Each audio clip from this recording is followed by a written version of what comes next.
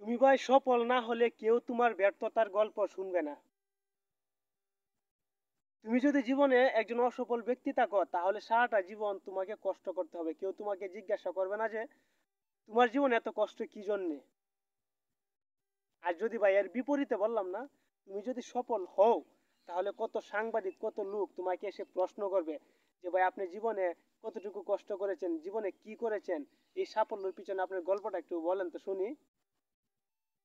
তো এই জন্য আমি আজকে কষ্টের কথাগুলো বলতেছি। আমার এক বন্ধু ভালো একটা কি সরকারি চাকরি পেয়েছে, ভালো পজিশনে চলে গেছে। তো গ্রামগঞ্জে যারা আছে প্রত্যেকে শুধু তাকে নিয়ে আজকে গল্প গুজব করতেছে, ঠিক আছে।